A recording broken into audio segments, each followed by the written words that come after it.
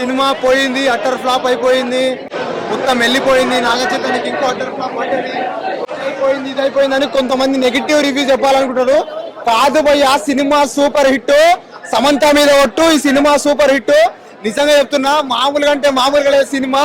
పెళ్లి చేసుకున్న తర్వాత కంబ్యాక్ సినిమా భయ్య నాగచైతన్య గారికి. అందుకే పిల్లలు సమంత మీద ఒట్టు, ఈ సినిమా సూపర్ హిట్ అని. నిజంగా వేరే లెవెల్ అంటే వేరే లెవెల్ ఉంది సినిమా.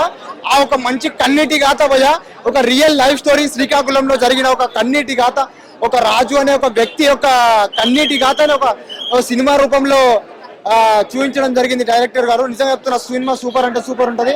ఆ క్లైమాక్స్ సీన్స్ అయితే మీకు కన్నీళ్లు తెప్పిస్తాయి.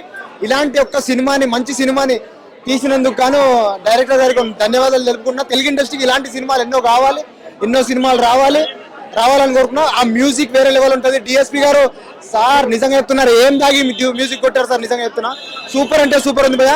మంచిగా ఫ్యామిలీతో చూడాల్సిన సినిమా.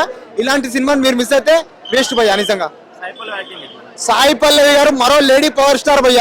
ఈ సినిమాలో క్యూన్ ఆఫ్ తెలుగు ఇండస్ట్రీ అని చెప్పుకోవచ్చు. ఎందుకంటే ఆ విధంగా ఉంటది. ఆమె నవ్వుతుంటే కుర్రాళ్ళు పిచ్చెక్కిపోయేలా ఉంటది భయ్య సీన్. ఆ స్క్రీన్ మీద చూస్తూ ఉంటే వేరే లెవెల్ అంటే వేరే లెవెల్ అనిపిస్తుంది. ఇలాంటి సీన్స్ కాదు భయ్య, నిజంగా మంచి మంచి సీన్స్ ఉంటాయి. ఇంటర్వెల్ సీన్ బ్లాంక్ బాగుంటది, ఆ సాంగ్స్ బాగుంటది, మ్యూజిక్ బాగుంటది, ఆ డైరెక్షన్ బాగుంది, స్క్రీన్ ప్లే బాగుంది, ప్రతి ఒక్కటి బాగుంది భయ్య సినిమాలో. ఏది బాగుంది ఇది బాగాలేదు అని చెప్పడానికి రాదు, అన్ని బాగున్నాయి.